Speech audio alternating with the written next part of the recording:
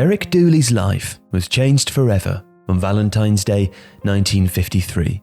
During a game against Preston at Deepdale, the Sheffield Wednesday centre-forward collided with goalkeeper George Thompson, breaking his leg in 2 places. It was a serious injury, but it needn't have finished his career. Dooley was taken to Preston Royal Infirmary and his leg was operated on and then set in plaster. 3 days later, however, when Dooley was due to be discharged, nurses noticed that his toes were ice cold. He also reported having no feeling in his right foot, and the doctors were rightly concerned. Dooley had suffered a cut on the calf earlier in the Preston game, and the theory remains that the open wound had been exposed to chemicals used to treat the frozen Deepdale pitch. The effect was devastating. Untreated, the leg had turned gangrenous, and with the infection rising up his body, the surgeons were left with no option but to amputate his right leg to save his life. His career had really just begun, but at the age of 23, it was already over.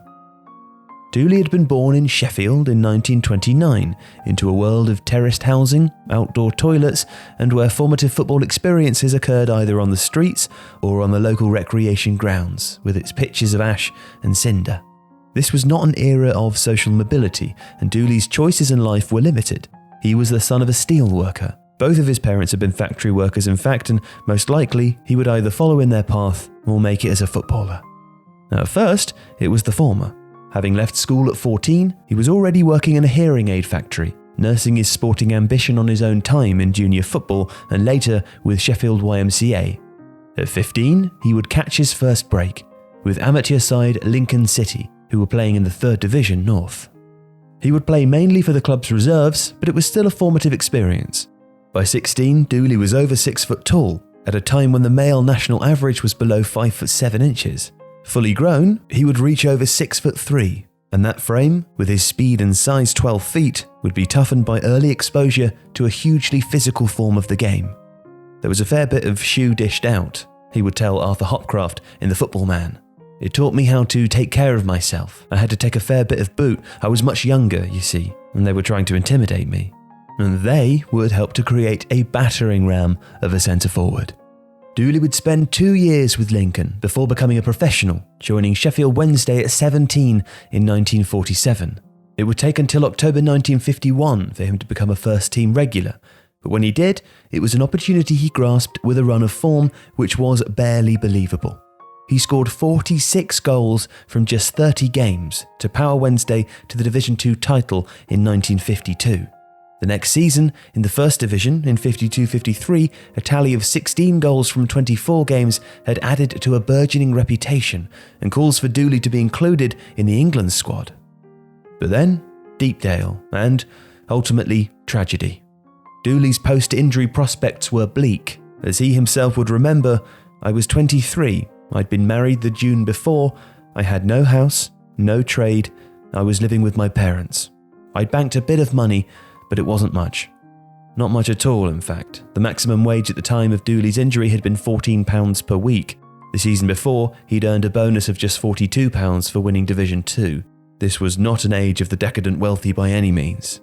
In fact, it was an era in which even professional players who'd enjoyed full and successful careers would often return to their original trades after retirement. But the football community stood by Dooley. A benefit game was held at Hillsborough with 55,000 fans cramming in to watch the first match to be played under the newly installed floodlights. Local newspapers also organised fundraising campaigns, with the PFA also donating £200, and in a tale which describes the esteem in which the player was held, a pools winner wrote to Dooley enclosing some of his winnings. Cumulatively, it was enough for he and his wife Sylvia to buy the semi-detached house in which they'd live for the rest of their lives. For 8 years after his accident, Dooley would scout for Sheffield Wednesday at weekends, but from Monday to Friday, he manned the switchboard at a bakery belonging to the club director, eventually earning promotion all the way up to assistant manager. In 1962, however, he returned to Hillsborough in a full-time capacity, taking charge of the club's development lottery, as well as coaching the youth players. In 1971, despite no prior experience, Dooley was appointed manager of the first team in a populist move intended to reinflate a sagging side. And it worked, well, at first.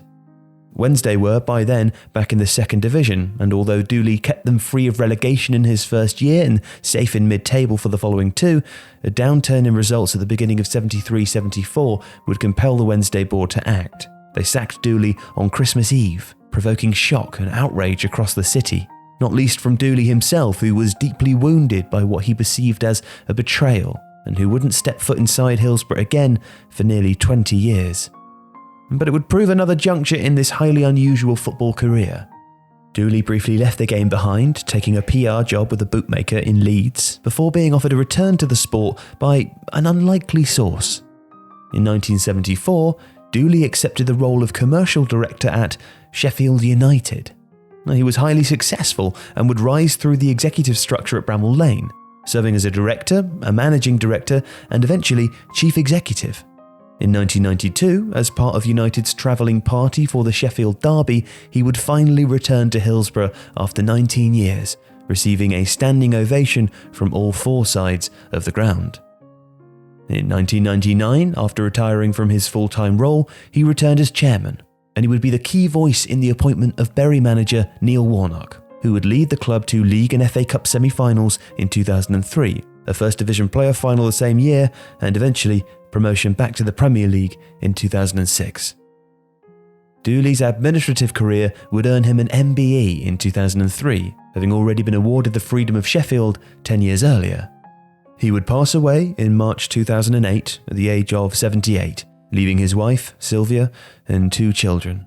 Today, his statue stands outside Bramall Lane, in the red half of town, but he remains a transcendent figure across the city, his life and its many parables ensuring both a lasting affection and an enduring relevance.